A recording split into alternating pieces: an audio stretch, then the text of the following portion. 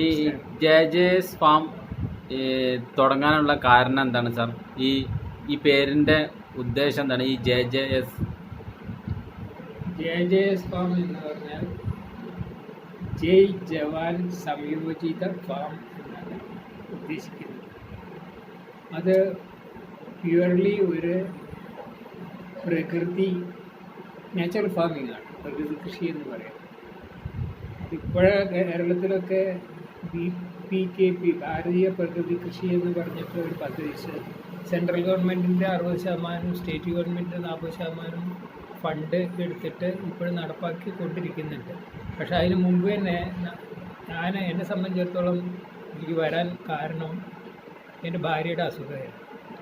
ഭാര്യയ്ക്ക് ഉദരസംബന്ധമായ രോഗങ്ങളുണ്ടായി. അത് പല സ്ഥലത്തും ട്രീറ്റ് ചെയ്തു. അലോപ്പതി നോക്കി, ആയുർവേദം നോക്കി, ഹോമിയോപ്പതി നോക്കി, ഒന്നും ഫലിച്ചില്ല. അവസാനം തിരൂര് നമ്മളെ ഡോക്ടർ രാധാകൃഷ്ണൻ നേച്ചുറോപ്പതി ഓർത്തോപ്പതി ഡോക്ടറെ കാണുകയും അദ്ദേഹത്തിൻ്റെ നിർദ്ദേശപ്രകാരം ശരിക്കും പറഞ്ഞാൽ ഒരു മരുന്നില്ലാതെ വെറും ഭക്ഷണം കൊണ്ട് ആ രോഗം മാറുകയും ചെയ്യും. അപ്പോഴതാണ് അപ്പോൾ മനസ്സിലായിരുന്നത് നല്ല ഭക്ഷണം കഴിച്ചെന്ന് ചോദിച്ചാൽ രോഗം മാറും. പണ്ട് ഇയാളുടെ ആരാ പറയുക, അലോപ്പതിയുടെ ഫൗണ്ടർ ഫാദർ ആയിട്ടുള്ള പിതാവ് എന്ന് പറയുന്ന ഹിപ്പോക്രാറ്റീസിൻ്റെ ഒരു വാചകനുണ്ട്. അതായത് ദൈ ഫുഡ് ഈസ് ദൈ മെഡിസിൻ. നിൻ്റെ ആഹാരമാണ് നിൻ്റെ മരുന്ന്. നിനക്ക് ആഹാരം അല്ലാതെ വേറൊരു മരുന്നില്ല. അപ്പോൾ ആഹാരം മരുന്നാവണമെങ്കിൽ അത് ഹിതവും ശരീരത്തിന് നല്ലതുമായിട്ടുള്ളതായിരിക്കും. അങ്ങനത്തെ ആഹാരം ഇപ്പം കിട്ടാൻ വളരെ വിഷമാണ്. കാരണം നമ്മളെ മണ്ണും വായുവും വെള്ളം എല്ലാം പൊള്ളിട്ടായിരിക്കും. അപ്പോൾ അതൊന്ന് ഉൾക്കൊണ്ടുകൊണ്ട് അപ്പോൾ പ്രകൃതിക്ക് ഇണങ്ങിയ ഒരു കൃഷി രീതി വേണമെന്നുള്ളത് തോന്നി. അങ്ങനെ അതിൻ്റെ ഇടയ്ക്കാണ് രാധാകൃഷ്ണൻ ഡോക്ടറെ അവിടെ കിടക്കുമ്പോഴത്തെ പിന്നെ ഭാര്യയ്ക്ക് അവിടെ ഉപവാസം ഒക്കെ ചെയ്യേണ്ടി വന്നു. അവിടെ നല്ലൊരു ലൈബ്രറി ഉണ്ടായിരുന്നു. അവിടുന്നാണ് ഫുക്കുവോക്കയുടെ വൺ സ്ട്രോ റവല്യൂഷൻ എന്ന് പറഞ്ഞ ബുക്ക്, സുഭാഷ് പാലേക്കറിൻ്റെ ചില പുസ്തകങ്ങളൊക്കെ വായിക്കാനിടയായി. പിന്നെ അവിടെ തന്നെ പ്രകൃതിക്കനുസരിച്ച് ചില കൃഷികളൊക്കെ ചെയ്തു. അങ്ങനെ പാലേക്കറുടെയും സുഭാഷ് പാലേക്കറും പിന്നെ ഈ ഫുക്കുവോക്കയെ പോലെയുള്ള ആൾക്കാരുമാണ് ഇതിൻ്റെ പിറകിൽ എൻ്റെ ഇതായിട്ട് പ്രചോദനമായി വർദ്ധിച്ചിട്ടുണ്ട്. ഏതായാലും അവിടെ കുറച്ച് സ്ഥലം ഉണ്ടായിരുന്നു. അപ്പോൾ അതിനും കൃഷി ചെയ്യുകയെന്ന് വിചാരിച്ചാൽ പാലക്കാട് കൃഷി പറഞ്ഞാൽ സീറോ ബഡ്ജറ്റ് ഫാമിംഗ് എന്ന് പറയും. സീറോ ബഡ്ജറ്റ് ഫാമിംഗ് എന്ന് പറഞ്ഞാൽ ശരിക്കും സീറോ അല്ല, പൈസ കുറച്ച് ചിലവാക്കേണ്ടി വരും. പക്ഷേ എന്നാലും ശരി, അടിസ്ഥാനമായിട്ട് ഒരു കർഷകന് അവൻ്റെ സ്ഥലത്തുനിന്ന് ഉൽപ്പാദിപ്പിക്കുന്ന സാധനത്തിൽ നിന്ന് തന്നെ കിട്ടുന്ന സാധനങ്ങളൊക്കെ ഉണ്ട്. അതായത് മൾട്ടിനാഷണൽ കമ്പനികളുടെ വളത്തിനോ അവരുടെ കീടനാശിനിയും അവരുടെ കെമിക്കൽ ഫെർട്ടിലൈസേഴ്സിനോ ഒന്നും ആശ്രയിക്കാതെ സ്വന്തം ഉൽപ്പാദിപ്പിച്ചെടുക്കുന്ന വളം കൊണ്ട് കൃഷി ചെയ്യുക എന്നുള്ളത്, മണ്ണിനെ നോവിക്കാതെ തികച്ചും അഹിംസാത്മകമായിട്ടുള്ളൊരു കൃഷി രീതി. അങ്ങനെയാണ് ചെയ്തു തുടങ്ങിയത്. അതിനെന്ത് ചെയ്തു, നമ്മളുടെ നാടൻ പശുക്കളുണ്ട്. പണ്ട് കാലത്ത് ഇവിടെയൊക്കെ മിക്കവാറും അന്യം നിന്ന് പോയ നമ്മുടെ ഇവിടെ തന്നെ ഉണ്ടായിരുന്നു. ഇപ്പോഴും അതിൻ്റെ വീണ്ടും പ്രചാരം സിദ്ധിച്ചുകൊണ്ടിരിക്കുന്നുണ്ട്. വെച്ചൂര്, കാസർഗോഡുള്ള വില്ലുവാതിരി, മലനാട് ഗിഡ, അങ്ങനെ പലതരം വെറൈറ്റി അനങ്ങൻ പശുക്കൾ, അങ്ങനത്തെ പശുക്കളുടെ നാടൻ പശുക്കളുടെ ഓസിൻഡിക്ക വർഗത്തിൽപ്പെട്ട പശുക്കളുടെ വളത്തിന് ഭയങ്കര സൂക്ഷ്മാണുക്കൾ സുലഭമായിട്ടുള്ളതാണെന്ന് പറയുന്നു. ഇപ്പോൾ പലക്കർ പറയുന്നത് എന്താണെന്ന് വെച്ചാൽ 1 ഗ്രാം വളത്തിൽ നമ്മളുടെ ഈ HF ഒക്കെ ഉണ്ടല്ലോ, പന്നിയൊക്കെ ആയിട്ട് ക്ലോൺ ചെയ്തുണ്ടാക്കിയ ഇപ്പോൾ നമ്മൾ കാണുന്ന സാധാരണയുള്ള സിന്ധി, ജേഴ്സി അങ്ങനത്തെയൊക്കെ ഉള്ള പശുക്കളുടെ 1 ഗ്രാം വളത്തിൽ 1 കോടി സൂക്ഷ്മാണുക്കളാണെങ്കിൽ ഈ ചെറിയ പശുക്കളുടെ ചാണകത്തിൽ 400 കോടി ഉണ്ട്. അതായത് ഈ കുറ്റുങ്ങളുടെ 400 ഇരട്ടി വീര്യമുള്ളതാണ് നാടൻ പശുക്കളുടെ. HFൻ്റെ ഒന്നുമല്ല, ഈ നാടൻ പശുക്കൾ. അപ്പോൾ അവരുടെ പാലിനും ഇതുണ്ട്. അതിന് ഏറ്റവും മിൽക്ക് എന്നാണ് പറയുക. വീട്ടിൽ മിൽക്ക് A1 മിൽക്ക് മറ്റേ നമ്മളിപ്പോ സാധാരണ കിട്ടുമ്പോ ആ, A1 മിൽക്ക് നല്ല പാലാണ്, നല്ല മോരൊക്കെ നല്ല ഗുണമുള്ളതൊക്കെ പറഞ്ഞിട്ടുണ്ട്. ഇപ്പൊ ഈ A1 മിൽക്ക് എന്ന് പറഞ്ഞാല് ഇപ്പൊ സാധാരണ കിട്ടുന്നത് അതുകൊണ്ട് ചില പാർശ്വഫലങ്ങളും ഉണ്ട്. കുട്ടികളിൽ ഓട്ടിസം, ചിലർക്ക് ഈ കൊളസ്ട്രോൾ, ഇതിനൊക്കെ കുഴപ്പമുള്ളതുണ്ട്. അതൊരു ബുക്ക് ഉണ്ട്, എന്താ ഡെവിൾ ഇൻ ദി മിൽക്ക് എന്ന് പറഞ്ഞിട്ട് ഒരു ഇതുണ്ട്. ആസ്ട്രേലിയയിലൊക്കെ പിന്നെ അവരുടെ A2 മിൽക്ക് കോർപ്പറേഷൻ എന്നൊക്കെ പറഞ്ഞിട്ട് അവർ തുടങ്ങിയിട്ടുണ്ട്. ഇവിടെയും കേട്ടു മിൽമയ്ക്ക് അങ്ങനെ തുടങ്ങണമെന്നുണ്ട്, ഇതിൻ്റെ ഒരു ബ്ലോക്ക്. അപ്പോൾ അങ്ങനെയുള്ളതാണ്. അപ്പോൾ അതുപോലെ തന്നെ ഇതിൻ്റെ വളത്തിന് നല്ല വീര്യമാണ്, കുറച്ചേ ഉണ്ടായിരിക്കും അത്ര. എന്നിട്ട് ഒരു രണ്ട് പശു ഉണ്ടെങ്കിൽ പാലക്കാട് എന്ന് പറയാൻ ഒരു ഒറ്റ പശു അല്ലെങ്കിൽ ചെറിയ പശു കൊണ്ട് 30 ഏക്കർ വരെ കൃഷി ചെയ്യും. കാരണം നമ്മളിപ്പോൾ അയാൾ പറഞ്ഞ പ്രകാരം ഈ ജീവാമൃതം ഒരു സംഗതി ഉണ്ട് ഉണ്ടാക്കില്ല. അതുകൊണ്ട് എന്താ വെച്ചാൽ ഒരു കൊട്ട വളം 100 കൊട്ടയാകുന്ന ഫലം ചെയ്യുന്നത്. അപ്പം ക്വാണ്ടിറ്റി അല്ല, ഈ വളത്തിലുള്ള കാര്യം എന്താണെന്ന് വെച്ചാൽ അതിൽ സൂക്ഷ്മാണുക്കളുണ്ട്. ഒരു ചെടിക്ക് വളമ കിട്ടുന്നത് അത് വലിച്ചെടുക്കുക എന്നൊക്കെ നമ്മൾ പറയും. പക്ഷേ ശരിക്കും എന്താ ചെയ്യുന്നത് വെച്ചാൽ അതിൻ്റെ കൺവെയൻസായിട്ട് ഈ സൂക്ഷ്മാണുക്കളാണ് വർദ്ധിക്കുന്നത്. സൂക്ഷ്മാണു എന്ത് ചെയ്യും, ഈ മൂലകങ്ങളൊക്കെ സംഭരിച്ചിട്ട് ഇതിൻ്റെ വേരിൻ്റെ തലപ്പത്തേക്ക് കൊണ്ടുപോകും. അപ്പോൾ സൂക്ഷ്മാണുക്കൾ നശിച്ച മണ്ണാണെങ്കിൽ ഒന്നും ഉണ്ടാവില്ല. വേരിൻ്റെ തലപ്പത്തേക്ക് അല്ലെങ്കിൽ മണ്ണ് എത്തണമെങ്കിൽ സൂക്ഷ്മാണുക്കൾ ഇഷ്ടംപോലെ വേണം.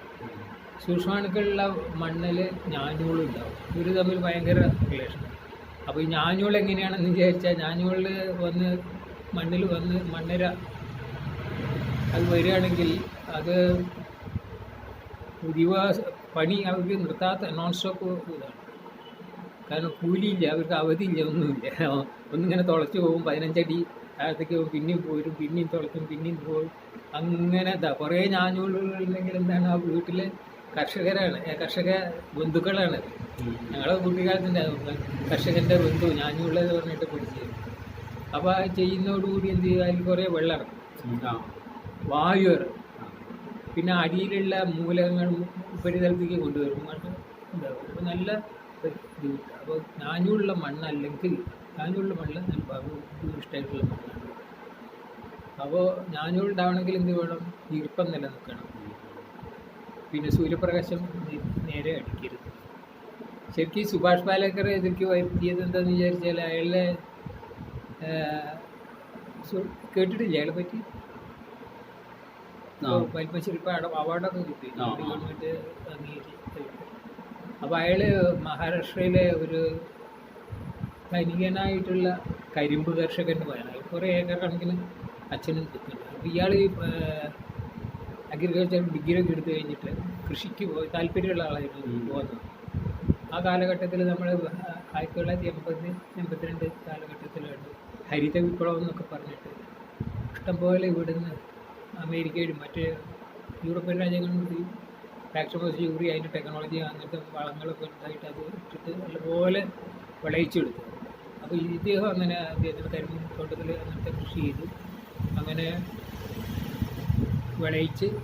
വിളയിച്ചെടുത്ത് കഴിഞ്ഞ് ഒരു 6 കൊല്ലം വരെ വളവുണ്ടായിരുന്നു. പിന്നെ ഗ്രാഫ് താഴെ, പിന്നെ എന്ത് ചെയ്തിട്ട് മേപ്പോട്ട് പോകുന്നില്ല. അപ്പോൾ ഇയാൾ ആലോചിച്ച് എന്താ സംഗതി, പിന്നെ അതിനെപ്പറ്റി റിസർച്ച് നടത്തി. അങ്ങനെ നടത്തിയിട്ട് അയാൾ ആദ്യം കാട്ടിലായിരുമ്പോൾ കുത്തിയിടുന്നതൊന്നും ചെയ്യുന്നില്ലല്ലോ. എന്നിട്ട് അവിടെ സംഗതികളൊക്കെ ഉണ്ടാവുന്നുണ്ട്. അപ്പോൾ അവിടെ എന്താ വെച്ചാൽ ശരിയായൊരു സഹവർത്തിത്വമുണ്ട് ഈ മരങ്ങളും ഇതൊക്കെ ആയിട്ട്. അപ്പോൾ അവിടെ ഈ ആദ്യം പറഞ്ഞ മൾട്ടി ലെയർ പല തട്ടുകളിലായിട്ടാണ് കാട്ടിൻ്റെ, അങ്ങനെയാണ് പ്രകൃതി അറേഞ്ച് ചെയ്തിട്ടുള്ളത്. ഏറ്റവും ഉയരത്തിൽ പോകുന്ന മരങ്ങൾ ഏറ്റവും സൂര്യപ്രകാശമായിട്ടത് ഏറ്റവും ഉയരത്തിൽ, പിന്നെ കുറഞ്ഞ അടിയിൽ പുല്ലൊക്കെ. അപ്പോൾ മൾട്ടി ലെയറിന് 5 ലെയർ, കാര്യമായിട്ട് 5 ലെയറാണ്. പിന്നെ ഇത് കുറച്ച് ഇതായിട്ട്. അപ്പോൾ ആ തോതിലാണ് നമ്മളവിടെ പ്ലാൻ ചെയ്തിട്ടുണ്ട്. ആയി വരുമ്പോൾ അങ്ങനെ ആവുമെന്ന് വിചാരിക്കും. അപ്പോൾ അതെന്താണെന്ന് വിചാരിച്ചാൽ അപ്പോൾ എല്ലാവർക്കും അവിടെ പ്രശ്നമുണ്ട്. അപ്പോൾ അദ്ദേഹത്തിൻ്റെ ഇതെന്താണെന്ന്, വൃക്ഷങ്ങൾ അല്ലെങ്കിൽ ചെടികൾ ഇതിനു വേണ്ടി മത്സരിക്കുന്നില്ല, ഇതിന് വളത്തിന് വേണ്ടി മത്സരിക്കും, സൂര്യപ്രകാശത്തിനെ മത്സരിക്കുന്നത്. അപ്പോൾ അതിന് വേണ്ട സൂര്യപ്രകാശം കിട്ടിയെന്ന് വിചാരിച്ചാൽ അത് വളർന്നുകൊള്ളും. സൂര്യപ്രകാശം കൊടുക്കുക, എന്നാൽ കളകളെ നശിപ്പിക്കരുത്. കളകൾ അതിനൊരു ആവരണമാണ്, നിയന്ത്രിച്ച് നിർത്താനേ പോലെ കള നശിപ്പിക്കരുത്, മൾച്ചിങ് വേണം. ഇത് തന്നെയാണ് ഫുക്കുവാക്കയ്ക്കും പറ്റിയത്. അദ്ദേഹം ജപ്പാനിൽ ഈ സെയിം പ്രശ്നം ഉണ്ടായി. കാരണം അവർ രണ്ടാം ലോക മഹായുദ്ധത്തിൽ തോൽക്കുകയൊക്കെ ചെയ്തു. പിന്നെ അത് കഴിഞ്ഞിട്ട് അമേരിക്കൻ ആധിപത്യത്തിൻ്റെ കീഴിൽ വന്ന്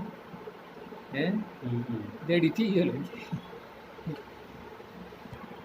ജപ്പാനിൽ എന്തായി എന്ന് ജപ്പാൻ രണ്ടാം ലോക മഹായുദ്ധ കാലത്ത് തോറ്റു കഴിഞ്ഞിട്ട് അവരുടെ പിന്നെ അവർ അമേരിക്കൻ ശൈലിയിൽ അവരുടെ വളങ്ങളൊക്കെ ഉപയോഗിച്ചിട്ടാണ് കൃഷി തുടങ്ങിയത്. അങ്ങനെ കൃഷിയൊക്കെ തുടങ്ങിയിട്ട് എന്ത് ചെയ്തു, മണ്ണും നാശമായി, എല്ലാം നാശമാവാൻ തുടങ്ങി, അവർക്ക് ഉൽപ്പാദനം ഇല്ലാതിരിക്കും. അപ്പോൾ അവിടെ മനുഷ്യസ്നേഹിയായ ഒരു കർഷകനുണ്ടായിരുന്നു. അയാളൊരു സെൻ ബുദ്ധഗുരുവായിരുന്നു, ഫുക്കുവാക്കനായിരുന്നു. അപ്പോൾ അയാൾക്ക് മനസ്സിന് വലിയ വിഷമം തോന്നി, ഇങ്ങനെ കൃഷി നശിക്കുന്നു, ആൾക്കാർക്കൊരു ഇതില്ല. അപ്പോൾ എന്താ അതിന് ഒരു പരിഹാരം എന്നുള്ള രീതിയിൽ അദ്ദേഹം ഇങ്ങനെ ആലോചിക്കാൻ തുടങ്ങി. അപ്പോൾ ഒരു ദിവസം അദ്ദേഹം ഇങ്ങനെ നടന്നു പോകുന്ന സമയത്ത് കണ്ടു ഒരു നെൽച്ചെടി ഒരു സ്ഥലത്ത് വളർന്നു. അപ്പോൾ അതിൻ്റെ ചുറ്റും കളയാക്കി, കളകളും ഇതൊക്കെയുള്ള സ്ഥലത്ത് കുറച്ച് നെൽച്ചെടി നല്ല രീതിയിൽ വളർന്ന് കതിരിട്ട് നിൽക്കുന്നു. അപ്പോൾ അയാൾക്ക് തോന്നി, അപ്പോൾ ഇത്തരം കളേൻ്റെ ഇടയ്ക്ക് എങ്ങനെ ഈ നെൽച്ചെടി തന്നെ ആരും വളമിട്ടിട്ടൊന്നുമില്ല, അവിടെ കാടൊക്കെ പിടിച്ചു. ആ വിധത്തിൽ അയാൾ ആ ഒബ്സർവേഷൻ പവറാണ് ചിന്തിച്ചിട്ടാണ് പിന്നെ അയാൾ ഫുക്കുവാക്കയുടെ ഇതായിട്ട് ഒന്നിനും നശിപ്പിക്കാത്തൊരു കൃഷി എന്നുള്ള രീതിയിൽ അയാൾ സക്സസ് ആവുകയും ചെയ്തു. പക്ഷെ അദ്ദേഹത്തിൻ്റെ ആ കൃഷി രീതി അധികം ആൾക്കാർ പ്രൊമോട്ട് ചെയ്തില്ല. കാരണം എന്താ വെച്ചാൽ ഈ മരുന്ന് കമ്പനികളൊക്കെ അതിനെതിരായിരുന്നു, കീടനാശിനിയും അതും ഇതൊക്കെ ആയിട്ട്. അപ്പോൾ ഒന്നിനും നശിപ്പിക്കാത്തൊരു കൃഷി അവർക്ക് വെച്ചാൽ അവരുടെ കമ്പനി കൂട്ടുമല്ലോ. അപ്പോൾ അങ്ങനെ ഇതായി. എന്നാലും പക്ഷേ അതിൻ്റെ അടിസ്ഥാനപരമായിട്ടുള്ള ഇതൊക്കെ അദ്ദേഹം തന്നെ, അല്ല അദ്ദേഹത്തെ പോലുള്ള ആൾക്കാർ, അയാൾ മാത്രമല്ല വേറെ ആൾക്കാർക്ക് ഉണ്ട് ഇങ്ങനെ ചെയ്തിട്ടുള്ള ആൾക്കാർ. പക്ഷെ അത് വിജയപ്പെടുന്നതായി. ഒരു അയാളൊക്കെ ഈ കൃഷി സ്ഥലത്ത് ഇതൊന്നും ഉണ്ടായിരുന്നില്ല. ആ വൈക്കോലൊന്നും കൊയ്തെടുത്താൽ അവിടെ തന്നെ ഇട്ട് അങ്ങനെ കൃഷി ചെയ്തു. പലതരം കൃഷികളിടയ്ക്ക് ഉണ്ടാക്കി, ഒന്ന് വിളയെ പുതിയ വേറൊന്ന് അങ്ങനെ ഇടകലർന്നുള്ള കൃഷികളൊക്കെ ഉണ്ടാക്കിയിട്ട് അയാൾ വിജയം വരിച്ചിട്ടാണ്. പിന്നെ പാലക്കുറ വിധത്തിൽ ഇങ്ങനെ തുടങ്ങിയിട്ട് ഇയാൾ കണ്ടുപിടിച്ചത് എന്താണെന്ന്, നമ്മളെ ട്രഡീഷണലായിട്ട് പഴയ തരത്തിലുള്ള പശുക്കൾ, ഈ പശുക്കൾ പറഞ്ഞ് നേരത്തെ പറഞ്ഞ ജൈവത്തിലുണ്ട്. അപ്പോൾ ആ ഇത് കൂട്ടാൻ വേണ്ടിയിട്ട് അദ്ദേഹത്തിൻ്റെ ചില കൂട്ടുകൾ, ഉദാഹരണം ജീവാമൃതം, അതിപ്പോൾ എല്ലാവർക്കും പ്രിവലൻ്റ് ആയിരുന്നു ജീവാമൃതം. അപ്പോൾ ജീവാമൃതം എന്ന് പറഞ്ഞാൽ എന്താണെന്ന് വിചാരിച്ചാൽ അത് ജീവാമൃതം എന്ന് പറഞ്ഞാൽ ഒരു NPK ആണ്, നൈട്രജൻ ഫോസ്ഫറസും ഇതൊക്കെ ഉണ്ടായില്ല. പക്ഷേ അതിലും കൂടുതൽ സൂക്ഷ്മാണു ശേഖരമാണ്. നേരത്തെ പറഞ്ഞ അണുക്കൾ വലിച്ചു കൊണ്ട് കൊടുക്കുന്നില്ല, അത് സൂക്ഷ്മാണു ശേഖരമാണ്. അപ്പോൾ അങ്ങനത്തെ സൂക്ഷ്മാണു ശേഖരമുള്ള ഇത് ഉണ്ടാക്കി കഴിഞ്ഞിട്ട് പൊതയിടണം. പൊത മസ്റ്റാണ്. കൊത്തും കളിയൊന്നും പാടില്ല. ഈ വേര് മുറിക്കരുത്. പിന്നെ സൂര്യപ്രകാശം ഡയറക്റ്റായിട്ട് ഭൂമിയിൽ തട്ടിട്ട് എന്നിട്ട് ഇത് തളിച്ചു വിടും. അപ്പോൾ ഈ സൂക്ഷ്മാണുക്കൾ വർക്ക് ചെയ്യാൻ തുടങ്ങിയാൽ മണ്ണിൻ്റെ ഫലഭൂഷ്ടി കൂടും, ഞാഞ്ഞൂളുകൾ വരും, അത് കിട്ടുക ഈ പരിപാടികൾ ചെയ്യും. അപ്പോൾ പതുക്കെ ആ മണ്ണിൻ്റെ ഉർവരത കൂടി വരും. അങ്ങനെ ഒരു 3 വർഷം ശരിക്കും നോക്കിയിട്ട് പിന്നെ ഒന്നും ചെയ്യേണ്ടതെന്ന് അദ്ദേഹം പറയും. Automatic take over. നമ്മൾ ഈ താമരക്കുളമായി ഞാൻ ഇപ്പോൾ അതിലൊന്നും ചെയ്യുന്നില്ല, വെള്ളം വറ്റിക്കുന്നില്ല, ഒന്നും ചെടിയുണ്ട്, ഇല പറഞ്ഞ് അതിൽ വീഴുന്നുണ്ട്, അതിങ്ങനെ റീസൈക്ലിങ്ങും മൊത്തമായിട്ട് അത് ഓട്ടോമാറ്റിക്കലി ഇതാണ്, നമ്മളൊന്നും ചെയ്യേണ്ട ആവശ്യമില്ല. അപ്പോൾ എന്ത് ചെയ്യും, കർഷകന് ഇഷ്ടംപോലെ സമയം കിട്ടും, ചിലവുമില്ല, വലിയ ചിലവില്ല. ഇനിയിപ്പോൾ നമ്മൾ 1000 രൂപ ചിലവാക്കിയിട്ട് 1100 രൂപ വരുമാനമുള്ളതാണ് നല്ലത്. ഒന്നും ചിലവാക്കാതെ 200 രൂപ വരുമാനമുള്ളതാണ് നല്ലത്. ഏതായാലും അതല്ലേ നേട്ടത്തല്ല. പിന്നെ നമ്മൾ വിഷാംശം ഒന്നുമില്ല, മണ്ണിനെ നോവിക്കുന്നില്ല, ആൾക്കാരെ നോവിക്കുന്നില്ല, ഒന്നും ചെയ്യുന്നില്ല, ചിലവ് കുറവ്, അങ്ങനെയുള്ള കൃഷി. അപ്പോൾ ഇത് ഞാൻ ചെയ്തു തുടങ്ങിയ സമയത്താണ്, ആ സമയത്താണ് BPKP ഇവിടെ പ്രചരിച്ച് വരുന്നത്. എല്ലാം നമ്മളുടെ ഇവിടെ ചെയ്യണം എന്നുള്ളത്. പക്ഷേ കേരള ഗവൺമെൻറ് കുറേ ലേറ്റായിട്ടാണ് ടേക്ക് ഓഫ് ചെയ്തത്. കാരണം അവർ വിജയിക്കുക, അതൊക്കെ തോറ്റു പോകുന്നുള്ളൊരു കൺസെപ്റ്റോടുകൂടി അവർ എടുക്കാൻ മടിച്ചിരുന്നു. പക്ഷേ ഇത് ഗുജറാത്ത്, ഹിമാചൽ പ്രദേശ്, ആന്ധ്രാപ്രദേശ് അവരൊക്കെ നല്ല സക്സസ്ഫുള്ളായിട്ട് പരീക്ഷിച്ച് ഏതായാലും കേരള ഗവൺമെൻറ് ഏറ്റെടുത്തോളം ആൾക്കാരൊക്കെ നല്ല ഉഷാറായിട്ട് ചെയ്യുന്നുണ്ട്. അതിന് ഇതിൽ പിന്നെ അതൊന്നും ചെയ്യും. പണ്ട് സബ്സിഡി വാങ്ങിക്കുക, പൈസ ഇട്ടടിക്കുക, അങ്ങനത്തെ ഗവൺമെന്റിന്റെ അടുത്ത് സബ്സിഡി കാര്യങ്ങൾ എന്തെങ്കിലും ഇത് കൂടുതൽ ജനപങ്കാളിത്തത്തോടു കൂടിയുള്ളതാണ്. അപ്പോൾ ഇതുണ്ടല്ലോ, ഒരു ഭയങ്കര ഇതുണ്ട്. ഇതെങ്ങനെയാണെന്ന് വെച്ചാൽ ഒരു ബ്ലോക്കിൽ, അല്ലെങ്കിൽ ഞങ്ങളുടെ എക്സാമ്പിൾ അങ്ങാടിപ്പുറം ബ്ലോക്ക് 6 കൃഷിഭവൻ ഉണ്ട്. ആ ഈ കൃഷിഭവനിൽ എല്ലാവരും കൂടി ഒരു HPCC എന്ന ഹൈ പവർ കമ്മിറ്റിയാണ്, ഹൈ പവർ കോർഡിനേഷൻ കമ്മിറ്റിയാണ് HPCC. ആ കമ്മിറ്റിയിലെ അവിടുത്തെ AD assistant director of agriculture അയാൾക്ക് ഹെഡ്, അവരുടെ കീഴിലെ കൃഷി ഓഫീസർമാർ, പിന്നെ 4 കോർഡിനേറ്റർമാർ, അത് ഈ 6 കൃഷിഭവനായിട്ട് ഇങ്ങനെ, പിന്നെ 4 സീനിയർ SLRP അറിയും, അങ്ങനെ കുറേ CRP LRP അങ്ങനെ താഴെ വരെ ഗ്രേഡിലുള്ള കുറേ ആൾക്കാരുണ്ട്. ഇവർക്കൊക്കെ എന്ത് ചെയ്യുന്നത് വെച്ചാൽ ഫണ്ട് വരിക എന്ന് വിചാരിച്ചാൽ ഡിസ്ട്രിബ്യൂട്ടഡ് ആയിട്ട്. അപ്പോൾ ഇവർ ചെയ്തിട്ട് നമ്മൾ ഈ ഇത് കഴിഞ്ഞിട്ട് ഫണ്ട് വരിക എന്ന് പറഞ്ഞാൽ അധികം ഫണ്ടൊന്നുമില്ല, വളരെ കുറവില്ല. അത് ഇവർ ലോക്കലായിട്ട് ഉണ്ടാക്കണം. ഏത് സാധനങ്ങൾ ഇവിടെ ഉണ്ടാക്കണം, ഏത് വളങ്ങൾ. അപ്പോൾ നമ്മൾ ലോക്കലി അവൈലബിൾ ആയിട്ടുള്ള സംഗതികൾ കൊണ്ട്, ലോക്കലി അവൈലബിൾ ആയ വളം എന്ന് പറഞ്ഞാൽ മെയിൻലി കാലിവളമാണ്. അതിൽ നിന്ന് ഇതാവുക ടൈക്കോറോഡ്രം അങ്ങനത്തെ ഇതൊക്കെ ചെയ്തിട്ട് മിക്സ് ചെയ്തിട്ടുള്ള വളങ്ങൾ കർഷകർക്ക് കൊടുത്ത് അവരെ കൊണ്ട് അത് ചെയ്യിച്ചിട്ട് രാസവളം തൊടിയിക്കാതെ.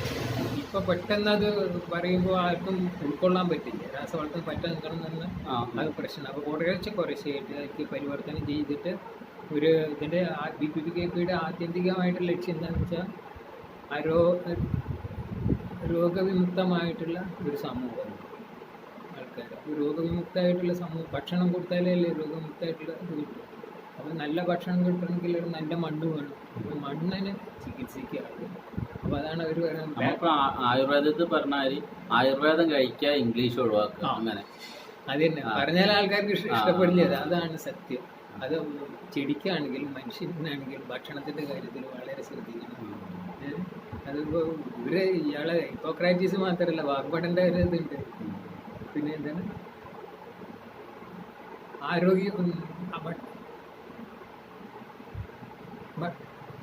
ഭക്ഷണം പഥ്യമില്ലാത്തതാണെങ്കിൽ ഔഷധം കൊണ്ട് പ്രയോജനമില്ല.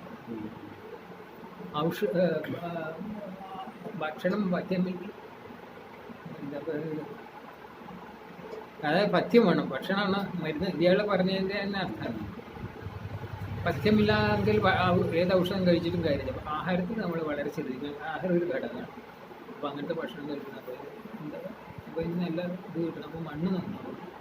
അങ്ങനെ പതുക്കെ ഒരു തലമുറയിൽ വളർത്തിക്കൊണ്ടുവരും. അപ്പോൾ കുട്ടികൾക്കൊക്കെ കൊടുക്കുന്നത് എന്താ ഇവിടെ സ്കൂളിലൊക്കെ കിട്ടുന്നത് ഈ സാറ്. പിന്നെ ഈ ഇത് സംബന്ധിച്ച് കുട്ടികൾക്ക് എന്തെങ്കിലും ക്ലാസ് കൊടുക്കാറുണ്ട് അങ്ങനെ പുതുതലമുറയ്ക്ക്? ഞാൻ അങ്ങനെ ക്ലാസ്സിനൊന്നും പോയിട്ടില്ല, അറിയാറുണ്ട്. പുതുതലമുറയോട് ഈ കൃഷിയെ സംബന്ധിച്ച് സാർ പറയാൻ ആഗ്രഹിക്കുന്ന എന്തെങ്കിലും? ആഗ്രഹിക്കുന്നുണ്ട്. ഇത് വളരെ നല്ല കാര്യമാണ്. കുട്ടികൾക്ക് എന്തിനാ അത് ആദ്യം തന്നെ ആ ശീലങ്ങൾ ഉണ്ടാക്കണം. നമ്മളിപ്പോൾ ഈ ബോയിലർ ചിക്കൻ, ഇപ്പോൾ എല്ലാവർക്കും ചിക്കൻ എത്ര പ്രശ്നമില്ല. മീനും അതെ, ഇപ്പോൾ നമ്മൾ മീൻ കഴിച്ചെന്നാലും ശരി, അല്ല വലിയ ഇതൊന്ന് കുറേശ്ശെ വിഡ്രോ ചെയ്ത് വരുന്നതല്ല. പക്ഷെ അതിന് സബ്സ്റ്റിറ്റ്യൂട്ട് ആയിട്ട് വേറെ വല്ലതും വേണം. നമുക്കിപ്പോൾ ഇതായില്ലേ, നല്ല സലാഡൊക്കെ ആയിട്ട് ഇഷ്ടംപോലെ ഭക്ഷണത്തിൽ കൂട്ടിയാൽ നല്ല കുമ്പളങ്ങി മത്തനൊക്കെ പാടം കൊത്തി നിർമ്മിച്ച് ഭക്ഷണത്തിലൊക്കെ കൂട്ടിയിട്ട് കുറച്ച് ചെറുനാരങ്ങയുടെ നീരൊക്കെ പിഴിഞ്ഞൊഴിച്ചാൽ വളരെ നല്ലതാണ്. അതായത് മണ്ണിൻ്റെ pH, പൊട്ടാഷ്യം ഹൈഡ്രജൻ നിലനിർത്തുക. അതുപോലെ നമ്മുടെ ശരീരത്തിന് 6.4 ആണ് ഇപ്പോൾ അവർ പറയുന്നത് pH വേണ്ടത്. അതായത് ഈ pH-നനുസരിച്ചിട്ടാണ് നമ്മളെ അസിഡിറ്റി ആൽക്കലൈനായി മാറുന്നത്. അസിഡിറ്റി കൂടി കഴിഞ്ഞു എന്ന് വെച്ചാലുള്ള അസുഖങ്ങൾ എന്തൊക്കെയാണ് നമുക്കറിയാം. പൊളിച്ചത് കിട്ടുക, പിന്നെ ആകാശത്ത് മഴക്കാർ കാണുമ്പോൾ ഇവിടെ ജലദോഷം വന്നു, പിന്നെ ഉച്ചയ്ക്ക് ശേഷം ചെന്നിക്കുത്ത്, ഉഷാറില്ല, ഒരു അങ്ങനത്തെ ഉള്ള പലതും ഉണ്ട്. അസിഡിറ്റി കൂടുന്നുണ്ട്. പെട്ടെന്ന് ഒരു സുഖങ്ങൾ വരും. നേരെ മറിച്ച് നമ്മൾ ബാലൻസ്ഡ് ആണ്, വേണ്ടത്രയുള്ള ഇത് റേഞ്ച് എന്ന് വിചാരിച്ചാൽ നമുക്ക് ആർക്കും എല്ലാത്തിനും പ്രതിരോധ ശക്തി കിട്ടും. അതുപോലെ തന്നെയാണ് ഇത് ചെടികൾക്കും. മണ്ണിൻ്റെ pH ശരിയാവുകയാണെങ്കിൽ ചെടികൾക്കും ആരോഗ്യങ്ങളും ഇതൊക്കെ ഉണ്ടാവും. അതല്ലെങ്കിൽ പ്രശ്നം. അപ്പോൾ ഇങ്ങനെ ചെയ്തു. അപ്പോൾ BPKP അതാണ് ഉദ്ദേശിക്കുന്നത്. അല്ലെ സാറ് ഈ പറഞ്ഞല്ല, ഈ 3 മാസം അല്ല 3.5 കൊല്ലം കൊണ്ട് ഈ തെങ്ങ് കായ്ച്ച് അതാണ് ഞാൻ അനുഭവമാണ്. എനിക്കിപ്പൊന്നുമില്ല. ഇത് വളരെ ഇതാണെന്നുള്ളത്. അത് ഏതാ ഇനം? അത് D/T കാരച്ചിൽ. 3.5 കൊല്ലം കൊണ്ട് നമുക്ക് തേങ്ങയായിട്ട് മാറും നോക്കിയല്ലേ. കാരണം ഇപ്പോൾ കൃഷിഭവൻ പറഞ്ഞ അവർ ഐഡിയൽ കണ്ടീഷൻസിലൊക്കെ നോക്കിയെന്ന് വെച്ചാൽ 3 കൊല്ലം കൊണ്ടാണ് തേങ്ങ ഉണ്ടാവുന്നത്. ഇത് നമ്മൾ ഐഡിയൽ കണ്ടീഷൻ ഞാനിപ്പോൾ എൻ്റെ അവിടെ ചെയ്ത് കണ്ടില്ലേ, ഞാൻ ശരിക്കും കണ്ടില്ലേ അവിടെ. ഒന്നും ചെയ്തില്ല, കൊത്തില്ല, കളയില്ല, ഉണ്ടോ? എനിക്ക് ഇവിടെ ഒന്നും കൊത്തിയിട്ടില്ല. കുറച്ച് ഇത് പന്തിട്ട് കൊടുക്കും. പിന്നെ അതിൽ ജീവാമൃതം പമ്പ് ചെയ്ത് കൊടുക്കും, അവരൊക്കെ ചെയ്തിട്ട് അതിപ്പോൾ പ്രത്യക്ഷ എനിക്ക് അനുഭവമാണ്. ആർക്ക് തന്നിട്ടാലും കാണിച്ചിട്ട്. അപ്പം അതാണ് അവിടുത്തെ ADയോട് എന്നുള്ള അവർ വന്നപ്പോൾ അയാൾ പറഞ്ഞു, എന്താണ് നിങ്ങൾ ചെയ്തത് എന്താണെന്ന്. അധ്യാപകർക്കും ഇതിനെ പറ്റിയിട്ടൊന്നും വലുതായിരിക്കില്ല. അവർക്ക് ആ ഇംഗ്ലീഷ് ലൈനിൽ പോയി ആൾക്കാരായിരുന്നു. ചുരുക്കം ചില കൃഷി ഓഫീസേഴ്സുള്ളൂ ഇതിനെ കുറിച്ച് പഠിച്ചിട്ട് നിങ്ങളുടെ അനുഭവമുള്ളൂ. മറ്റേ അയാൾ പറഞ്ഞു നിങ്ങൾ ചെയ്തത് എന്താണെന്ന് ഞാൻ ഒന്നും പറയാം, പക്ഷെ എന്ത് ചെയ്താലും അത് എഫക്റ്റീവാണ്, അല്ലെങ്കിൽ 3-ാം കൊല്ലത്ത് ചൊട്ട് കിട്ടും. നമ്മൾ ഇപ്പോൾ ഈ തെങ്ങിൻ്റെ മാതിരി തെങ്ങ് തുറക്കുക, വളമിടുക, അങ്ങനത്തെ ഒന്നും വേണ്ട. തെങ്ങ് തുറക്കുമ്പോൾ ഉപദ്രവിക്കാൻ അതിൻ്റെ വേര് പൊട്ടിപ്പോകും. അതിൻ്റെ ആവശ്യമില്ല. അതൊക്കെ ഞാഞ്ഞോളി ചെയ്തു. ഞാഞ്ഞോളുണ്ടായി, ഞാഞ്ഞോളിനെ പണി നമ്മൾ തീർക്കാൻ അത് കൺസെപ്റ്റിൽ നല്ല ഒരു ഇതാണ്. പിന്നെ സംശുദ്ധമായിട്ടുള്ള ആഹാരമാണ് കിട്ടുന്നത്. പോയി പ്രകൃതി ജീവന ഹോസ്പിറ്റലിലൊക്കെ പോയി വെച്ചാൽ അവർ എവിടുന്നേലും കിട്ടുന്ന ഇതൊന്നും കൊണ്ടുപോയില്ല. ഇവിടുന്ന് ഇങ്ങനത്തെ സ്ഥലങ്ങളിൽ നിന്ന് വാങ്ങിക്കുന്ന ഭക്ഷണം ഇളനീര് കൊണ്ടുപോയിട്ട് ഇവിടുന്ന് കൊണ്ടുപോകും. അല്ല പച്ചക്കറി ആണെങ്കിലൊക്കെ കൊണ്ടുപോയിട്ട് അതാണ് കൊടുക്കുന്നത്. അതുകൊണ്ടാണ് അവിടെ മരുന്നൊന്നുമില്ലല്ലോ. എത്ര ആൾക്കാരാണ് ഇപ്പം ഓരോ ആസ്പത്രിയിലും ജേക്കബ് അടക്കാൻ തെരിയുടെ അവിടെ പോയി ഭക്ഷണം അവരുടെയൊക്കെ മെയിൻ. ഭക്ഷണമെല്ലാം മനസ്സുണ്ട് കേട്ടോ. നമ്മുടെ ആരോഗ്യത്തിൻ്റെ നിയമത്തെ വെച്ചാൽ ഭക്ഷണത്തിൻ്റെ മനസ്സ് ടെൻഷനായിട്ടും ഇതായിട്ട് വെച്ചാൽ ചിലപ്പോൾ അതിനുള്ള എന്തെങ്കിലും പ്രാർത്ഥനയോ അല്ലെങ്കിൽ ധ്യാനമോ മെഡിറ്റേഷനോ യോഗയോ അതൊക്കെ അതിൻ്റെ ഘടകമാണ്. ഭക്ഷണം കൊണ്ട് മാത്രമേ വ്യായാമമുണ്ട്. അങ്ങനെ അരക്ഷിതാവസ്ഥ തോന്നരുത്. അങ്ങനെയൊക്കെയാണെങ്കിൽ ആരോഗ്യം ഉണ്ടായിരിക്കും. അപ്പോൾ ഇതിനൊന്നല്ല, ഇതിപ്പോൾ തെങ്ങിൻ്റെ കാര്യം മാത്രമല്ല, എല്ലാറ്റിനും ബാധകമാണ്. ഏത് ചെടിക്കും ഏത് കൃഷിക്കും. അപ്പോൾ പഴയ കർഷക സംസ്കൃതി രീതി, പഴയ നമ്മളൊക്കെ പറയും തോലും വളം വെച്ച് തന്നാൽ പണ്ട് കഴിക്കും. തോലും വളവും തോല് വയ്ക്കുക, അതിൻ്റെ മീതെ വളം ഇവിടെ പച്ചവളം. തോലും വളം എന്ന് പറയുമ്പോൾ ഇവിടെ എങ്ങനെയാണ് പറയാറ്, ചാണകത്തിന് തോല് വയ്ക്കുക വളം. അപ്പോൾ കമ്പോസ്റ്റായി മാറി. അപ്പോൾ അതിൽ സൂക്ഷ്മാണുക്കളും ഇതൊക്കെ ഉണ്ടാവും. അല്ലാതെ നമ്മൾ മറ്റേ യൂറിയട്ടോ മറ്റേതൊന്നും ഇല്ലല്ലോ. അങ്ങനത്തെ ഒരു ഇതിലേക്ക് വരികയാണെങ്കിൽ നല്ലത്. നമ്മുടെ മണ്ണ് സമ്പുഷ്ടമായിരിക്കും. അപ്പം പിന്നെ ഈ വേറെ എന്തെങ്കിലും കൃഷികളെന്തെങ്കിലും ഉണ്ടാക്കാൻ ആഗ്രഹിക്കുന്നുണ്ടോ? ഇതിൻ്റെ കൂടുതൽ നമ്മളെ വീട്ടിലേക്ക് ആവശ്യമുള്ള വീട്ടിലേക്കുള്ള ആവശ്യമുള്ള ഉണ്ടാക്കുന്നുണ്ട്. അത് അതിൻ്റെ ഒരു സൈഡ് തരുന്നുണ്ട്. പക്ഷേ ഇവിടെ എന്താ വെച്ചാൽ മാർക്കറ്റിൽ എത്ര കൊടുക്കുമെന്ന് വിചാരിച്ചാലും നമ്മളുടെ ഇവിടുത്തെ മാർക്കറ്റിൽ അവർക്ക് ഇപ്പോൾ ഏട്ടുപാൽ എന്ന് പറഞ്ഞാലും പിന്നെ ജൈവ കൃഷി അതിനൊക്കെ വിലയൊക്കെ കിട്ടൽ കുറവാണ്. അപ്പോൾ നമ്മൾ അങ്ങനെ വ്യാപകമായിട്ട് ഉണ്ടാക്കുന്നില്ല. ഞങ്ങളെ വീട്ടിലെ ആവശ്യത്തിന് ഉണ്ടാക്കുന്നത്. ബാക്കി വല്ലതും വരികയാണെങ്കിൽ കൊടുക്കും. പിന്നെ ഇപ്പോൾ ഇവർ ഒരു ഇത് ചെയ്യുന്നുണ്ട്, BPKPയുടെ ഇത് പ്രകാരം അവരൊരു സർട്ടിഫിക്കേഷൻ കൊടുക്കുന്നുണ്ട്. അതായത് ഇതിന് താല്പര്യമുള്ള ആൾക്കാരെ, പ്രകൃതി കൃഷി ജൈവമായിട്ട് ചെയ്യാൻ താല്പര്യമുള്ള ആൾക്കാരുടെ ക്ലസ്റ്റേഴ്സ് വിളിച്ചിട്ട് പക്ഷെ കുറേ ആൾക്കാരുടെ ഇത് ഉണ്ടാക്കിയിട്ട് അങ്ങനെ താല്പര്യത്തിലുള്ളവർക്കാണ് അവരിൽ നിന്നാണ് ഈ ഇത് വളം ഉണ്ടാക്കിയിട്ട് അവർ കൊടുക്കുന്നത്. അവർ കൊണ്ട് കൃഷി ഉൽപ്പാദിപ്പിക്കും. എന്നിട്ട് അവരുടെ ആ കൃഷിയിടങ്ങൾ എന്താക്കുന്നത്, അത് പരിപൂർണ്ണ ജൈവമാക്കും. അതിൽ കീടനാശിനിയുടെ അതിൻ്റെ ഒന്നും ആവശ്യമില്ല. അത് പരിപൂർണ്ണ ജൈവമാക്കി മാറ്റണം. ജൈവമാക്കി മാറ്റി കഴിഞ്ഞു എന്ന് വിചാരിച്ചാൽ അവർക്ക് ഈ 3 കൊല്ലം കഴിഞ്ഞ ഒരു സർട്ടിഫിക്കേഷൻ കൊടുക്കും, PGS സർട്ടിഫിക്കേഷൻ. അത് കിട്ടിക്കഴിഞ്ഞു വെച്ചാൽ അവരുടെ എല്ലാ ഉൽപ്പന്നങ്ങൾ ഒന്നിച്ച ആൾക്കാർക്ക് കൂടിയിട്ട് അത് എവിടെയും വിറ്റഴിക്കും. ഗവൺമെൻറ് ലേബിളോട് കൂടി, ഇവിടുത്തെ ഇതല്ല. അങ്ങനത്തെ ആ സർട്ടിഫിക്കേഷൻ കൊടുത്തത് വ്യക്തിക്കല്ല, ആ ലാൻഡിന്. അപ്പോൾ ഇപ്പോൾ ഉദാഹരണത്തിന് ഈ തൊടിയിലേക്ക് ഇവിടെ സർട്ടിഫിക്കേഷൻ കിട്ടിയിട്ടുണ്ടെങ്കിൽ ഇവിടെ ഉണ്ടാകുന്ന എന്തും, ഇപ്പോൾ നമ്മുടെ തൊടിയിൽ തേങ്ങയായാലും അടക്കയായാലും ചക്കയായാലും മാങ്ങയായാലും ഇപ്പോൾ കടച്ചക്കയായാലും റൂബിക്കയായാലും എന്താണെങ്കിലും ശരി, അത് ജൈവ ലേബലിൽ നമുക്ക് കൊടുക്കുന്നത് സംശുദ്ധമായിട്ടുണ്ട്. അപ്പോൾ അതിൻ്റേതായിട്ടുള്ള ഇതൊന്നും മറ്റും അതിൻ്റെ വിപണന സാധ്യത ഉണ്ടാകും. പക്ഷേ വിപണന സാധ്യത ഉണ്ടായി വരണം. അപ്പം എന്നാൽ തന്നെ വയനാട്ടിൽ കേട്ടു ഈ ഒരാളുടെ അനുഭവം ഉണ്ടായിരുന്നു. അയാൾ ഏലകൃഷി ഇങ്ങനെ ജൈവമായിട്ട് ഉണ്ടാക്കിയിട്ട് ആദ്യം കേൾക്കും നഷ്ടം വന്നു. പിന്നെ പാലക്കാരുടെ മോഡൽ തന്നെയാണ് അയാൾ ചെയ്തത്. യൂട്യൂബിൽ എന്തോ പിന്നെ ഇങ്ങനെ ഇതിൻ്റെ വിദേശ രാജ്യങ്ങളിലൊക്കെ ഭയങ്കര ആവശ്യം. ഇത് ജർമ്മനിയിൽ നിന്ന് ആരോ വന്നിരുന്നു. അല്ല, ഇത് പ്രകൃതിനെ സ്നേഹിക്കണവർ ഇത് എത്ര വില കൊടുത്ത് വാങ്ങുന്നുണ്ട്. നമ്മളെ ജൈവ കൃഷിയാണെന്ന് പറഞ്ഞാൽ അവിടെ നമ്മൾ പൈസ ഇല്ല നോക്കുന്നത്. പ്രകൃതിനെ സ്നേഹിക്കുന്ന ആൾക്കാർ അത് എത്ര പൈസ കൊടുത്തിട്ടും സാധനം വാങ്ങുന്നുണ്ട്. എന്താ വെച്ചാൽ അവർക്കൊരു പ്രോത്സാഹനമാണ്. അതെ. ഇപ്പം ഞാൻ നാളെ ഇത് കൂടി പോകുമായിരുന്നു. അപ്പം ഞാൻ കണ്ടിട്ട് പോകാൻ CRP അവിടെ. അപ്പോൾ പോകുന്ന അവൻ്റെ വീട്ടിൻ്റെ മുറ്റത്ത് ഇങ്ങനെ പച്ചക്കറി ഉണ്ടായിരുന്നു. അപ്പോൾ എന്താ ഞാൻ പരിപാടി പിന്നെ മാമാന്നറിയാം എല്ലാ കുട്ടികളും ഇവർക്ക് മാമ അതിൻ്റെ മാമ അത് പറയണ്ട ഇത് മെനക്കെട്ട് ഇത്ര മെനക്കെട്ട് വെച്ചിട്ട് എന്തൊക്കെ വെണ്ടയ്ക്ക ഉണ്ടാക്കുന്നത് ആകെപ്പാടെ 4-5 വെണ്ടയ്ക്ക ഉണ്ടാവും. അപ്പോൾ ഇതിന് വാങ്ങിക്കുന്ന വളമയും ഞാൻ എൻ്റെ മെനക്കെട്ടൊക്കെ നോക്കി വെച്ചാൽ അതിൻ്റെ ചെയ്തും അവർ പുറത്തുനിന്ന് വാങ്ങിക്കുകയാണ് നഷ്ടമില്ല. പക്ഷേ എന്താണെങ്കിലും മെച്ചം നേരം വിഷം ചേർത്ത് നമുക്ക് കഴിച്ചില്ല. അതാണ് ഞാൻ വിഷം ചേർത്ത് കഴിക്കാന്നുള്ള ഒരു ബോധം വരികയാണെങ്കിൽ ഇതുണ്ട്. നമ്മൾ അങ്ങനെ നന്നായി നമ്മുടെ നാട് നന്നാവും. നാട് നന്നാവും, ആരോഗ്യം ഉണ്ടായി നാട് നന്നാവും, വരുന്ന ജനറേഷൻ നന്നാവും, നല്ലതായിരിക്കും. അപ്പോൾ ഇയാളെ അബ്ദുൽ കലാമിൻ്റെ ഒരു വാക്കുണ്ട്, അതായത് നമുക്ക് പ്രകൃതിക്ക് നമ്മളാവശ്യമില്ല, നമ്മളെ പ്രകൃതിക്ക് ആവശ്യമുണ്ട്. നമുക്ക് പ്രകൃതിക്ക് നമ്മളാവശ്യമില്ല. കാരണം നമ്മളില്ലെങ്കിൽ പ്രകൃതി എത്രയോ തഴച്ച് നന്നായി ഭംഗിയായി. പക്ഷെ നമുക്കാണ് പ്രകൃതിന് ആവശ്യം. അതിനകത്ത് നമുക്കുള്ള ഒരാവശ്യം ഇതൊരു ഈ പ്രകൃതി കൃഷി എന്ന് പറഞ്ഞാൽ അതൊരു ഇത് മാത്രമല്ല, എന്താണെന്ന് വെച്ചാൽ വെറുതെ അതിലൊരു വ്യവസായ പൈസ ഇതല്ല, അതൊരു സംസ്കാരമാണ്.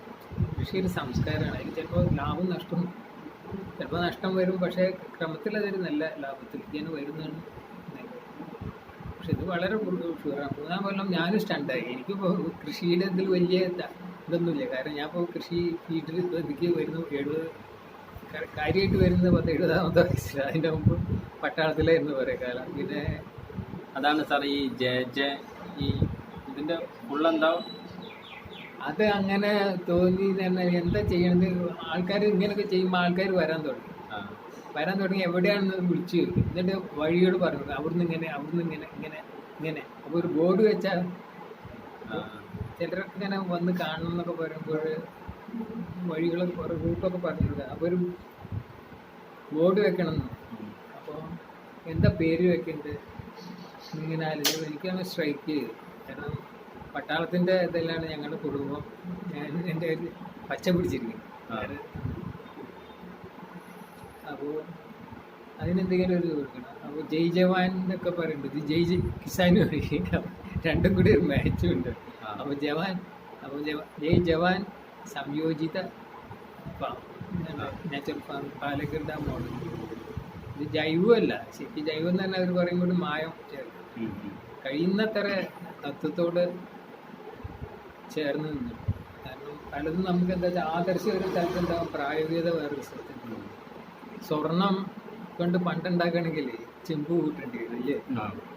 പരമഹംസർ രാമകൃഷ്ണ പരമഹംസൻ പറയുന്നത് നമുക്ക് ആദർശം മുഴുവനായിട്ട് പ്രായോഗികത ചെമ്പ് കൂട്ടേണ്ടി വരും. അപ്പോൾ പക്ഷേ ഈ ചെമ്പ് കൂട്ടുകയെന്ന് പറഞ്ഞാൽ ചിലപ്പോൾ ചെമ്പ് മാത്രമേ സ്വർണ്ണമില്ലാത്ത അവസ്ഥ വരാറുണ്ട്. പരിമിതമായിട്ടുള്ള ഇതിലുള്ളത് ചെയ്യേണ്ടി വരും ചിലപ്പോൾ. അങ്ങനെ കഴിയുന്ന സാഹചര്യങ്ങൾക്ക് ഇതിനൊക്കെ അനുസരിച്ചിട്ട് ഉദാഹരണം ഇവിടെയൊക്കെ നേരിടുന്ന ഒരു പ്രശ്നം പഞ്ചഗവ്യം ഉണ്ടാക്കുക. ഈ പശുക്കളെ A1 A2 നെയ്യ് കിട്ടണമെങ്കിൽ ഭയങ്കര വിലയായിട്ട് ഇഷ്ടംപോലെ പശുക്കളുണ്ടെങ്കിലേ പറ്റും. ഇങ്ങനത്തെ ചെറുത് ഒരു 2 ഇതിനൊക്കെ 3000, 4000, 5000 രൂപ വരെ കിട്ടും. നേരെ വെച്ച് നമ്മൾ ഈ HF-ൻ്റെ ഒക്കെ നെയ്യാണെങ്കിൽ 700, 600 രൂപയൊക്കെ കിലോ കിട്ടുന്നു. അപ്പോൾ പ്രായോഗികത ഇതൊക്കെ ചെയ്യേണ്ടി വരും. അല്ല ഞാൻ പറയുക പരിപൂർണ്ണമായിട്ട് അതല്ല, പ്രയോഗം കൂടി നോക്കും. എന്നാലും അപ്പോൾ ഇരുട്ട് നിൽക്കുന്ന സ്ഥലത്ത് നമ്മളെ കൊണ്ട് അതിന് പഴിച്ചിട്ട് കാര്യമില്ല. ഒരു ചെരാതെ അവിടെ കത്തിച്ച് കഴിക്കും. നമ്മളെ കൊണ്ട് കഴിയുന്നതല്ലേ. ശ്രീബുദ്ധൻ പറഞ്ഞ ബഹുജന ഹിതായ ബഹുജന സുഖായ. അപ്പോൾ എല്ലാവരുടെയും നന്മയ്ക്കും എല്ലാവരുടെയും നമ്മളെ കൊണ്ട് കഴിയുന്നത് ചെയ്യും. പിന്നെ നമ്മൾ ലോകത്തിൽ നമ്മൾ വലിയവരാന്ന് വിചാരിക്കുന്നത് വെറുതെയാണ്. നമ്മൾ ഈ ലോകത്തിലെ പ്രാണി ജീവികളോ അല്ലെങ്കിൽ എന്താ പറയുക ഇതിലെ ഒരു ചെറിയ കണ്ണി മാത്രമാണ്. അതിനുള്ള മറ്റുള്ള നശിപ്പിക്കാനുള്ള ഇതില്ല. എന്നാൽ ശരി സാർ, ഈ തപസ്യ ബ്ലോഗിൽ ഒരു അരമണിക്കൂറായിരുന്നു സാറോട് സംസാരിക്കുന്നു കഴിഞ്ഞാൽ വളരെ സംതൃപ്തി തോന്നുന്നു. Okay, thank you sir. ശരി.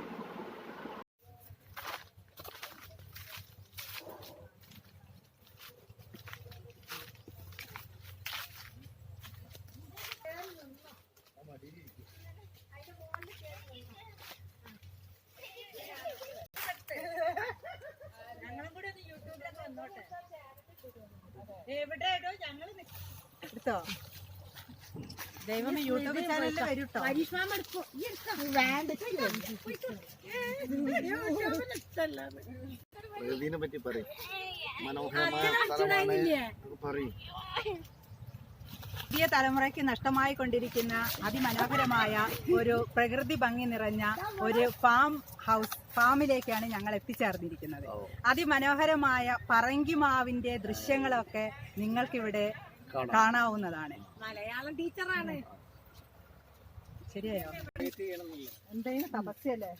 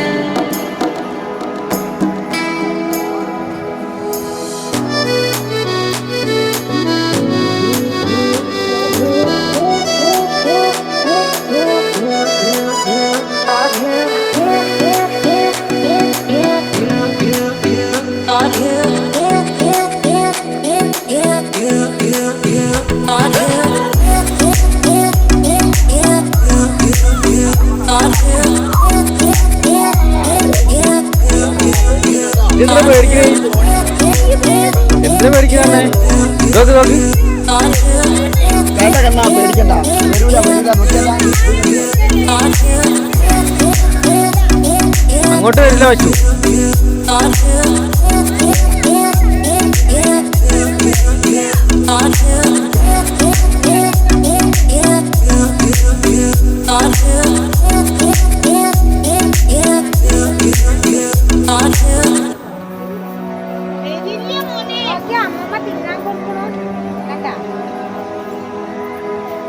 ഈ കമ്പീൻ്റെ തോണ്ടാ ഫുള്ള്.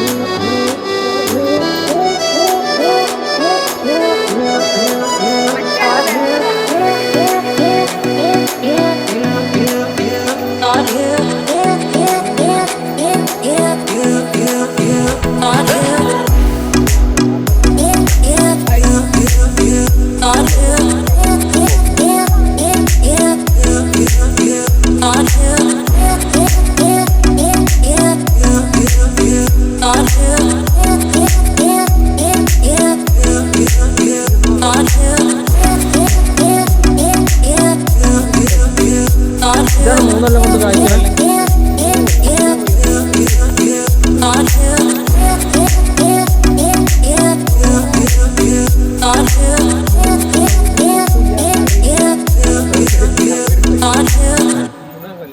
മൂന്നാം കൊല്ലം കായ്ക്കും.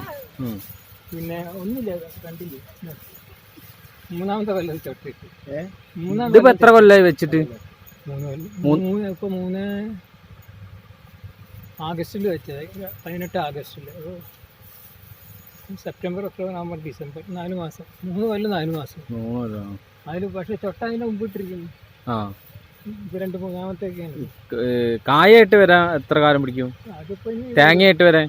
തേങ്ങ ഈ അച്ചിങ്ങ നോക്കുന്നത് 5-6 മാസം ആകുമ്പോഴേക്ക് കായ കിട്ടും. ഞാനെന്താ പറയുന്നത് വെച്ചാൽ, ഇത് പലതര പറയുന്ന ജീവാമൃത ഉപയോഗിച്ചിട്ടുള്ള കൃഷി പരിപൂർണ സക്സസ്സാണ്. മറ്റേ കർഷകൻ്റെ നടുവോടിക്കുന്നതാണ് ഇപ്പോഴത്തെ കൃഷി. കാരണം കമ്പനികൾ ജൈവ വളമാണെന്ന് പറഞ്ഞിട്ട് മറ്റേ പൊട്ടാഷ്യം, യൂറിയ എന്നൊക്കെ പറഞ്ഞിട്ട് ഇത് അദ്ദേഹത്തിന് വിഭാവനം ചെയ്തിരിക്കുന്നത് വെച്ചാൽ, അവനവൻ്റെ ഒരു കർഷകൻ എന്ന് പറഞ്ഞാൽ അവനവൻ്റെ തോട്ടത്തിൽ തന്നെ അല്ലെങ്കിൽ പ്രദേശത്തുള്ള സംഗതികൾ ഉപയോഗിച്ചിട്ട് കൃഷി ചെയ്യും. വേറെ ആരെയും ആശ്രയിക്കാതെ.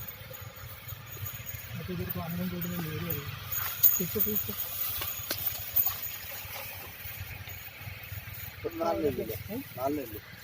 ദ്രവജീവാമൃതം ഉണ്ടാവും. അപ്പോൾ അതെന്ത് ചെയ്യുമെന്ന് വെച്ചാൽ, ഈ ഡ്രമ്മിൽ എന്ത് ചെയ്യുമെന്ന് വെച്ചാൽ 10 കിലോ വളം, 10 കിലോ ഫ്രഷ് വളം. ഫ്രഷ് വളത്ത് അങ്ങനെ ഉണ്ടല്ലോ, ചാണകം. 10 ലിറ്റർ മൂത്രത്തിന് എന്താ ഇവിടെ ചെയ്തിരിക്കുന്നത്?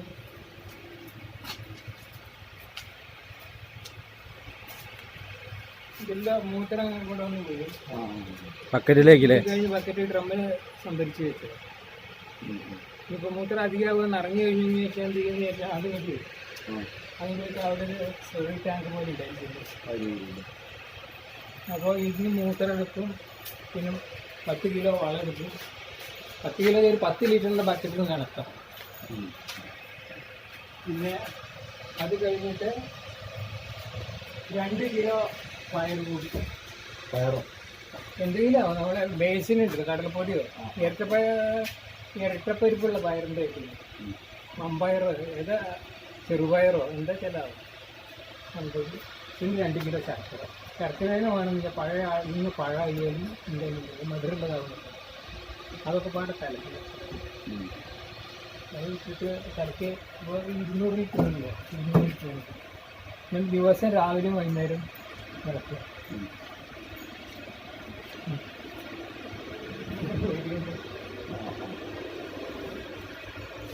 ഇങ്ങനെ ക്ലോക്ക് വൈസ് ഡയറക്ഷൻ 60 പ്രാവശ്യം.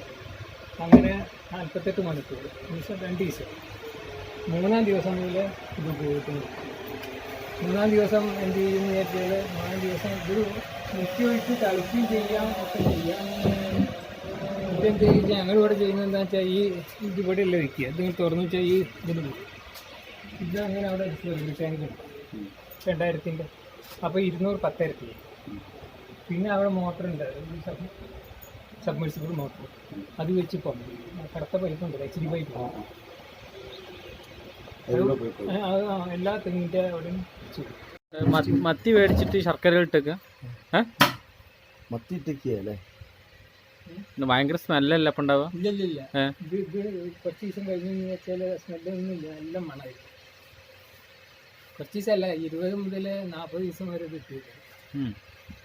അതിപ്പോ ഫുള്ള് ശർക്കര വെള്ളം മത്തി ആദ്യം എന്ത് ചെയ്യാന്ന് വെച്ചാൽ നമ്മൾ ഈ നെല്ലിക്ക കൊണ്ട് ഇത് ഉണ്ടാക്കുമല്ലോ, ഒരു രസം ഉണ്ടാക്കുക. ആദ്യം കുറച്ച് ശർക്കര ഇടും, പിന്നെ നെല്ലിക്ക ഇടും, പിന്നെ അതേമാതിരി തന്നെ ഇത് മത്തി ഇതാക്കൊന്നും വേണ്ട, കഴുകൊന്നും വേണ്ട, ഒന്നും വേണ്ട, കൊണ്ടുവന്ന് കുത്തിയെറിഞ്ഞ് ചെയ്താൽ മതി. ആദ്യം കുറച്ച് ശർക്കര ഇടുക, മത്തി ഇടുക, പിന്നെ ശർക്കര ഇടുക, അങ്ങനെ ഇട്ടിട്ട് അങ്ങോട്ട് വെച്ചാൽ മതി. അത് തന്നാലെ അങ്ങനെ 20 ദിവസം കഴിഞ്ഞാൽ ഉപയോഗിക്കാന്നുള്ളത്. 40 ദിവസമാണെങ്കിൽ ഏറ്റവും അല്ല. ഈ മത്തി അലിയോ ഫുള്ളായിട്ട് അലിയും?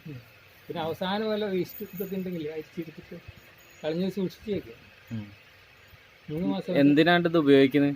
ഇത് ഡൈല്യൂട്ട് സ്പ്രേ ചെയ്യുക പ്രാണികൾക്കൊക്കെ പോകും. തെങ്ങിന്റെ പ്രാണികളോ? തെങ്ങല്ല, പച്ചക്കറിക്ക് ഉണ്ടാക്കിയത് അതിൻ്റെയൊക്കെ പ്രാണികൾക്ക്. നമ്മളിപ്പോൾ അവിടെ പിന്നെ നമ്മളിപ്പോ പയറൊക്കെ ഉണ്ടാക്കുമ്പോ അതിന്റെ പറ്റും ഒന്നും വരൂല. പിന്നെ വരും തന്നെ. ഇത് ഇവിടെ എന്താ വെച്ചാൽ അഹിംസ ആത്മക്കാണ്, കൊല്ലുന്നില്ല വെക്കുന്നത്. ഇപ്പല്ലൻ്റെ ആണ്, വരാതിരിക്കുക. ഇടയ്ക്ക് ഇങ്ങനെ സ്മെല്ല് ഉണ്ടെങ്കിൽ പിന്നെ വരും. പിന്നെ ഇടയ്ക്ക് അടിച്ചിട്ടുള്ള വേറെ എല്ലാം ഒഴിക്കും പോകും. പിന്നെ അങ്ങനത്തെ മഞ്ഞപ്പൂക്കൾ കുറെ വളർത്തുക. അപ്പോൾ അത് മിത്രകീടങ്ങൾ ഈ ചെറിയ ഇതിനെ ആകർഷിക്കും. അപ്പം മുട്ടയും ചെറുനാരങ്ങ, കോഴിമുട്ടയും ചെറുനാരങ്ങ, അത് മുട്ടയൊക്കെ അലിഞ്ഞു പോകും. കോഴിമുട്ട പൊട്ടിച്ച് നമ്മൾ ഒഴിക്കുന്ന കോഴിമുട്ട എടുക്കുക, എന്നിട്ട് ആ കോഴിമുട്ട മൂടുകളും ചെറുനാരങ്ങ ഇടുന്നുണ്ട്, എന്നിട്ട് അതിൽ ഇട്ട് വയ്ക്കുക. അങ്ങനെ ഇട്ട് വെച്ചിട്ട് ഒരു 10-12 ദിവസം കോഴിമുട്ട ഒന്നും ചെയ്യാതിട്ടാൽ മതി. അത് ഇട്ട് കഴിഞ്ഞാൽ കുറച്ച് കഴിഞ്ഞാൽ തന്നെ അതിൻ്റെ ഇത് കാണാം, അതിൻ്റെ തോണ്ടുണ്ടല്ലോ, തോട് അത് ഇതാണല്ലോ കാൽസ്യം ഇതാണല്ലോ, അതൊക്കെ ചെറുനാരങ്ങയുടെ നീരുമായിട്ട് ഇതായിട്ട് അതിങ്ങനെ പൊടിയാണല്ലോ. പിന്നെ 10-12 ദിവസം കഴിയുമ്പോൾ അതിൻ്റെ പാടം മാത്രമേ ഉണ്ടാവും. അപ്പോൾ അതൊക്കെ പാടം നോക്കി ഇതും തന്നെ ഡൈല്യൂട്ട് ചെയ്തിട്ട് സൂക്ഷിച്ച് വയ്ക്കാൻ ആവശ്യമുള്ള ഡൈല്യൂട്ട് ചെയ്തിട്ട് ഇത് ചായക്ക് നല്ലതാണ്. പിന്നെ ഇത് 2-3 ഗുണങ്ങളല്ല. ഒന്ന് നേരം നല്ല പൂക്കും, നല്ല കായ ഉണ്ടാവും. പിന്നെ ഇത് ഫലം തരുന്ന പീരിയഡ് കൂട്ടും. ഒരു 2 മാസമൊക്കെയാണ് ഒരു ഇതുള്ളതെന്ന് വെച്ചാൽ കുറച്ചും കൂടി കൂടുതലാക്കും. ഇതിന് വെള്ളം ചേർക്കാൻ പറ്റുമോ? വെള്ളം ചേർക്കാം. ഇങ്ങനെ ചെറിയ കടിച്ചാൽ കരിഞ്ഞു. ഇത്രയും സ്ട്രോങ്ങാ? അത്രയും സ്ട്രോങ്. ഇതല്ല കേട്ടോ, നമ്മളെ നാടൻ ഒറിജിൻ ബോസ് ഇന്ത്യ എന്ന് പറയും. അത് അവരുണ്ടാക്കണ തന്നെയാ? ഇവര് ഇതെങ്ങനെ സപ്ലൈ ചെയ്യപ്പോ? സപ്ലൈ ഒരു ബോട്ടിലിൽ വീട്ടിലെത്തിച്ചിരുന്നു. ഉം. കൊറിയറായിട്ട് വരും. ആ അല്ല ഭയങ്കര വിലയെന്ന് അറിയാം. ഇത് പിന്നെ എന്ത് ചെയ്യാൻ പറ്റുന്ന വെച്ചാൽ വ്യാവസായികമായിട്ടൊക്കെ ചെയ്യാൻ പറ്റുന്നുണ്ട്. പിന്നെ ഒറ്റയൊന്നുമില്ല, പക്ഷെ അതിന് ആൾക്കാർ വേണം, പിന്നെ അതിന് മെനക്കെട്ട് കാണാൻ.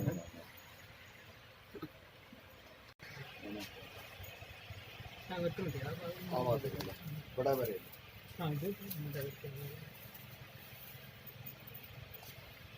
ഇവർക്ക് ഇപ്പം വെള്ളത്തിനൊക്കെ വേണമെങ്കിലോ പശുക്കൾക്ക് ഓട്ടോമാറ്റിക് അല്ലേ.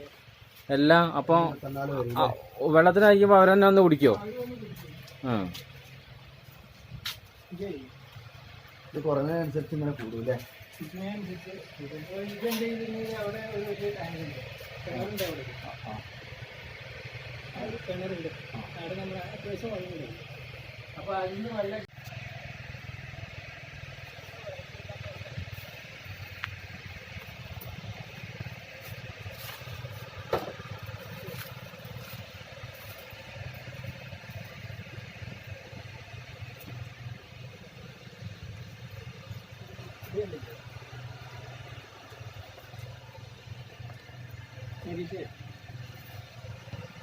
ഇതെന്താ?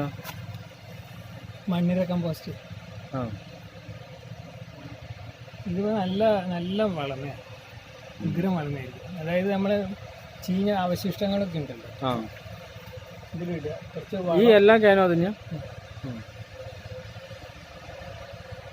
അതായത് എനിക്ക് ഇതൊക്കെ കെട്ടിയിട്ടുണ്ടല്ലോ നമ്മൾ.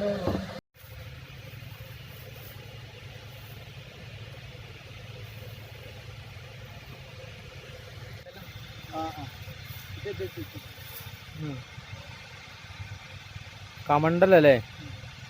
ഇതിൻ്റെ കായ ഇങ്ങനെ തൊണ്ടുമാതിരി പക്ഷെ കയറ്റുണ്ടാവും.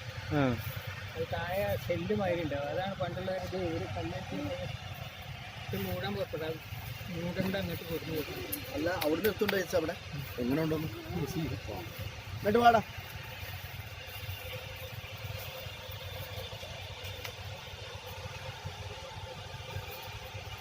ഇത് അഗത്തി എന്ന് പറയും. ഇത് പറ്റി കൂട്ടാൻ വയ്ക്കാൻ പറ്റും. ഇതിൻ്റെ എല്ലാ കൂട്ടാൻ വയ്ക്കാനോ?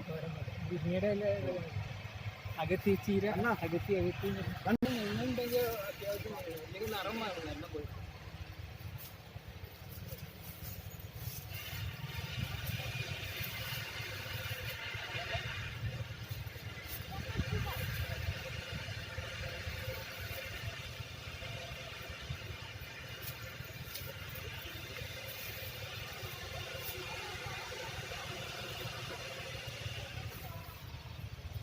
ഇതെന്താ അല്ലേ? വരെയാണെങ്കിൽ ഒരു 3 മാസം കുറേ എണ്ണം ചൊട്ടിട്ടുണ്ട്. ഇപ്പോൾ അടുത്ത് ഓരോന്നും തൈ എവിടെ കൊണ്ടുപോകും?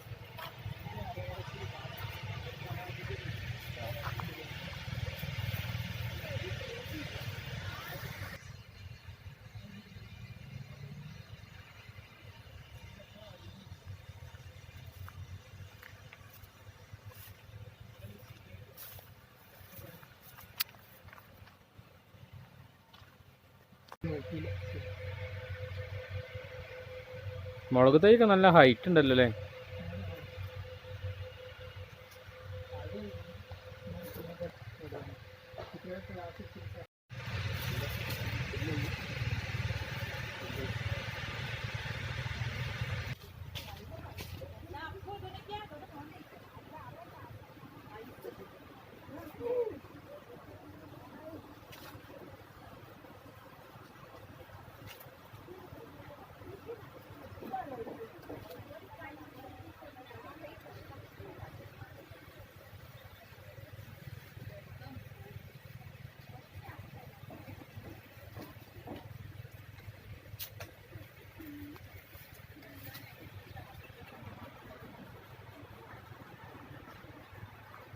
ആ ഗേൾസ് എല്ലാവരും ഇതൊന്ന് സബ്സ്ക്രൈബ് ചെയ്യണേ, ഒന്ന് ഷെയർ ചെയ്യണേ, ആ ബെല്ലൈക്കൺ ഒന്ന് അമർത്തണേ, എല്ലാവരും പ്രോത്സാഹിപ്പിക്കണേ. Okay bye, thank U.